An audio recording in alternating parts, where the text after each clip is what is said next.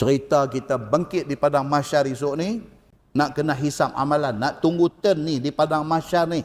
Yang sebahagian orang matahari duduk sejengkai atas kepala ni. Yang kaki duduk berdiri atas kaki orang lain ni. Yang keadaan serba tak selesa ni. Keadaan itu tu satu hari di sana sama dengan 50,000 tahun di dunia. Dia kata, siapa kata ni?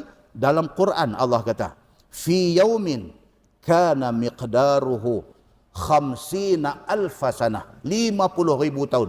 Sehari di sana. 50,000 tahun. Tapi dia ada huraian dia.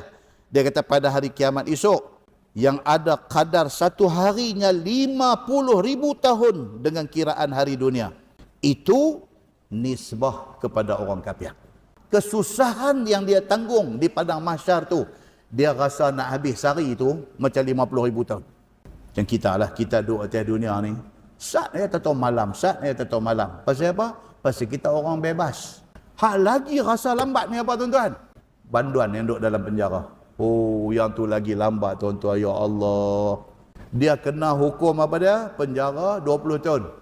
Jangan kata 20 tahun. Dia nak habis 20 jam pun azab duduk dalam penjara tu. Nak habis 20 jam ya. Punyalah lambat nak boleh ke malam ni punya lambat. Pejam mata lena celik. Allah, dia kata tak tengah hari lagi. Pejam mata celik. Baru pukul 10. Pejam mata celik. Nak habis sehari tu rasa lambat. Demikianlah orang kafir di padang mahsyar. Mereka nak tunggu habis sehari macam 50,000 tahun. Kalau dia orang yang beriman, dia duduk di mahsyar ni rasa cepat. Cepat macam mana? Macam sembahyang dua rakaat. Syamsuri, panggil dah nak pergi hisap amalan. Allahu Akbar. Tuan-tuan ni punya ramai ni. Dengan sesak, dengan apa. Tak tahu nama kita dipanggil. Nak pergi hisap dah amalan kita. Syamsuri, dia panggil. Oh. Okey, kita kata. Pasal apa? Seronok. Pasal nama kita dipanggil awal. Dalam hadis dia kata apa? Hadis riwayat daripada Abi Sa'id Al-Khudri radhiyallahu an. Dia kata, satu orang pergi jumpa Nabi SAW. Dia tanya Nabi SAW tentang ayat Quran yang kata sehari di padang mahsyar di akhirat sama macam 50,000 tahun di dunia. Dia kata, apa yang lama sangat ni? Sehari sama dengan 50,000 tahun.